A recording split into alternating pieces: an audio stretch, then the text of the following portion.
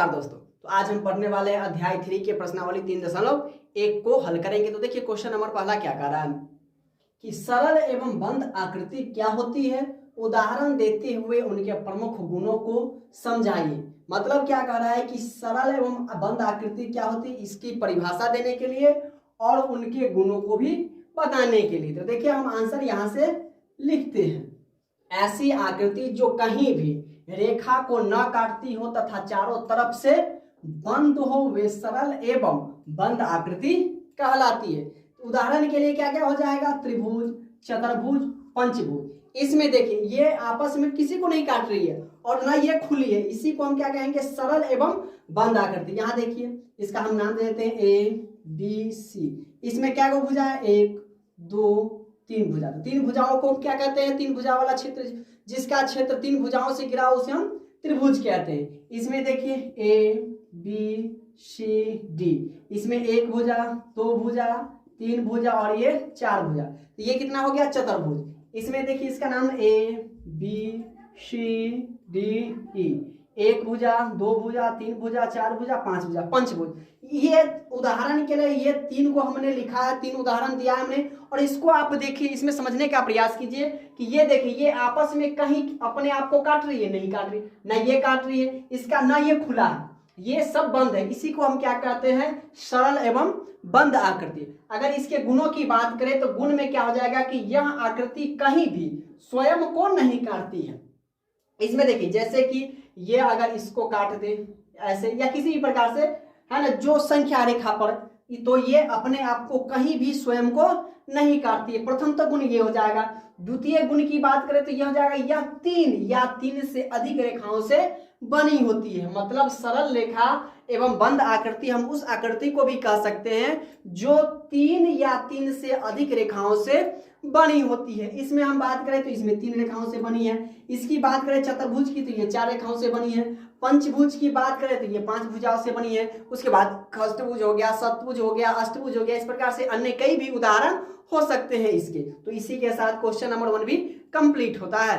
देखिए question number 2 क्या कह रहा है, निम्न आकृतियों में से पहचान करें कि कौन सी सरल है, कौन सी बंद, व कौन सरल है, कौन सी खुली है और कौन सी उत्तल एवं कौन सी अवतल आकृति। इसकी पहचान करना है। इसको आकृति हम 1 कर लेते हैं, आकृति 2, आकृति 3 और आकृति 4।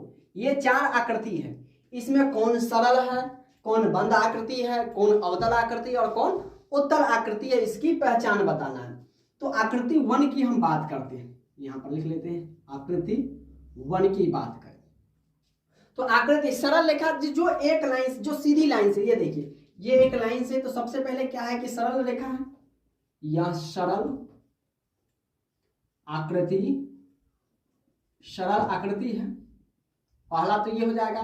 इसका दूसरा क्या, सरल आकृति है। ये देखिए चारों बगल से बंद है, ये आपको बंद नजर आ रहा है, बंद। तो इसका मतलब क्या हो जाएगा, यह बंद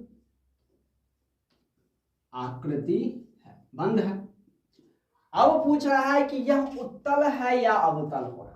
अब इस दोनों में जिसका भाग उभरा हुआ होगा, है ना, ऐसे या किसी प्रकार से उभरा हुआ होगा, उसको हम क्या कहेंगे, उत्तल आकृति। क्या कहेंगे, उत्तल आकृति। ये उभरा हुआ है, देखिए ये उभरा हुआ है, तो इसको हम क्या कहेंगे, उत्तल आकृति।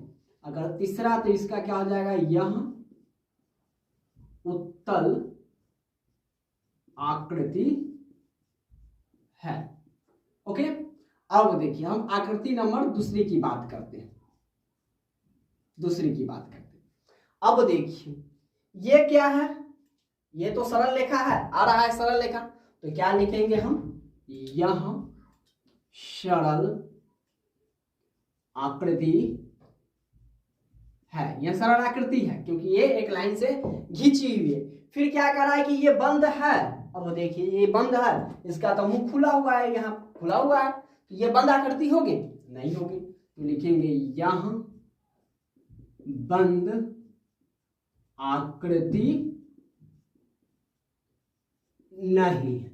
अवतल और उत्तल इसमें नहीं होगा क्योंकि इसका भाग उभरा हुआ या पीछे की ओर नहीं है। अब देखिए आकृति दूसरी की हम बात करते हैं, तीसरी की, आकृति तीसरी की। अब देखिए ये सरल लाइन है, देखिए ये आड़े टेढ़े हो रही है, यहाँ पर ये ऐसे मुड़कर फिर ऐसे गया हुआ है, तो ये क्या है, सरल आकृति नहीं होगी। तो इसको हम क्या लिखेंगे, पहला सरल आकृति नहीं। ठीक है, अब क्या कर रहा है कि यह बंद है या खुली, यहां देखिए मुंह खुला हुआ है, मतलब खुला हुआ है, तो यह क्या हो जाएगा, यह खुली आकृति है, यहां खुली आकृति है, या दूसरे शब्दों में यह बंद आकृति नहीं है, या इसको भी हम लिख सकते हैं बंद की जगह पर यह खुली आकृति है। अब इसका चौथा आकृति, चौथे की बात करते हैं। इसमें ज्यादा कुछ नहीं बताना है, बस इतना ही बताना है कि कौन सी, आप देखिए ये सरल रेखा है, तो सबसे पहले क्या लिखेंगे हम, यह सरल आकृति है, सरल आकृति हो गया। अब देखिए क्या यह बंद आकृति है, तो बिल्कुल बंद आकृति, तो लिखेंगे यह बंद आकृति है। अब क्या पूछा, यह अवतल है या समतल, देखिए ये धंसा हुआ है, अगर धंसा हुआ रहे, ठीक है, तो इसको हम क्या कहेंगे, अवतल आकृति, तो इसको हम क्या लिखेंगे, यह अवतल आकृति है।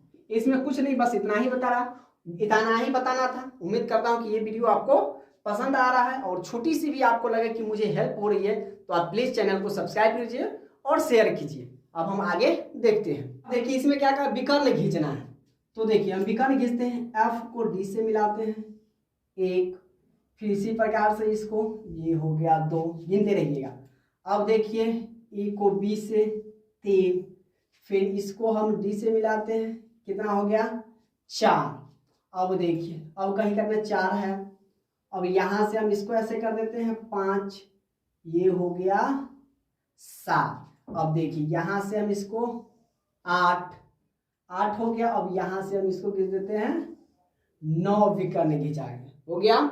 अब देखिए 9 विकर्ण हो गया, नहीं हुआ, 1 2 3 4 5 6 7 और 1 8 हो गया। अब हम सीधा एगो खींच देते हैं, अब ये विकर्णों की संख्या कितनी हो गई, 9 हो गई। तो यहां से हम लिखते हैं क्या कि विकर्णों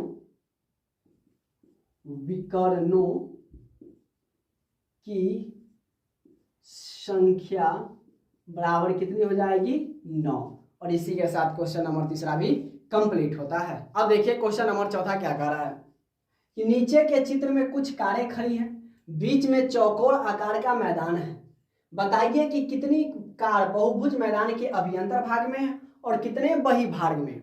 अब देखिए ये चित्र पर आप नहीं जाइएगा, ड्राइंग हमारी उतनी अच्छी नहीं है, तो हमने ये कार बनाई है ना, अच्छी नहीं है, चित्र पर मत जाइए, हम आपको समझाने का प्रयास कर रहे हैं। तो ये चित्र है, ये चौकार आकार का मैदान है, ये मैदान के ये बाहर हुआ, इधर भी ये बाहर हुआ और अंदर में, तो कुल क्या कर रहा है कि कुल जो कार है वो मैदान के अंदर कितना है। अभ्यंतर का मतलब क्या हुआ कि अंदर कितना है, ठीक है, अभ्यंतर पूछ रहा है, और फिर बही भाग मतलब बाहर में कितना है। तो हम कहते हैं कि मैदान के अभ्यंतर में, मैदान के अभ्यंतर में कितनी कारें खड़ी हैं, अब बताइए 1 2 3 4 5, तो मैदान के अंदर में कितनी कारें हैं, 5, तो 5 कारें खड़ी है, कहाँ, मैदान के अभ्यंतर में। फिर कहता है कि बही भाग में, तो मैदान के बही भाग में कितने कारें खड़ी है, 1 2 और ये 3 है ना, इधर भी रहता नीचे भी रहता, ये सब मैदान के बाहर ही रहता। तो 1 2 3, तो बाहर कितनी कारें खड़ी है, 3 कारें खड़ी है। ज्यादा इसमें कुछ नहीं बताना था, बस इतना ही है कि अंदर में कितनी है और बाहर में कितनी है। अब देखिए क्वेश्चन नंबर 5 क्या कर रहा है, नीचे के 2 कॉलम में से एक में बहुभुज का नाम तथा दूसरे में अंतःकोणों के भुजाओं की मापों का योग दिया गया है। बहुभुज के नाम उनके अंतःकोणों के माप के योग से मिलान करें। इसमें 2 कॉलम है, एक कॉलम ये और दूसरा का कॉलम हमने ये रखा है, इसमें हम उत्तर कॉलम इसको बनाए कि इसका जो उत्तर होगा, जैसे त्रिभुज का तो 900 डिग्री नहीं होगा अंतःकोणों का माप, पंचभुज के अंतःकोणों का माप तो 1260 डिग्री नहीं होगा, जो होगा उसके सामने हम उत्तर में ये लिखेंगे। तो देखिए इसका निकालने का एक फॉर्मूला होता है, सूत्र क्या होता है, अंतःकोणों के मापों का योग निकालने के लिए अंतःकोणों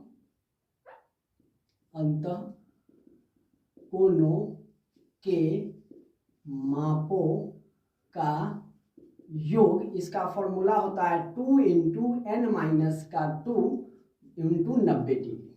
ठीक है, ये इसका फॉर्मूला होता है। n क्या है, तो n बराबर आपका हो जाएगा भुजाओं की संख्या। ये क्या हो जाएगा, भुजाओं की संख्या हो जाएगा। अब भुजाओं की संख्या पता, अब आपका क्वेश्चन क्या होगा कि सर भुजाओं की संख्या कैसे पता करें। अब बताइए, हम सप्तभुज, ये बहुभुज का नाम दिया हुआ है सप्तभुज, तो इसमें हम भुजाओं की बात करें तो कितनी हो जाएगी, 7 हो जाएगी। इसके नाम से पता चला है, तो बहुभुज का नाम दिया रहेगा तो उसके अंतःकोणों का मापों का योग हम इस फॉर्मूला पर के बेसिस से बनाएंगे। कैसे, तो देखिए त्रिभुज में अब भुजाओं की माप कितना हो जाएगा, 3 हो जाएगा। इसको हम सूत्र पर बिठाते हैं तो क्या हो जाएगा, 2 इंटू 3 माइनस का 2 इंटू 90 डिग्री। ओके, बराबर 2 गुणे 3 में से 2 क्या, 1 गुणे 90 डिग्री बराबर 9 दूना 18, 18 एकम 18, 1 जीरो लगा देंगे, कितना हो जाएगा 180 डिग्री। तो त्रिभुज के अंतःकोणों का मापों का योग कितना निकल जाएगा, 180 डिग्री। पंचभुज, तो पंचभुज में n बराबर कितना हो गया भाई, 5 हो गया, भुजाओं की संख्या 5 हो जाएगा।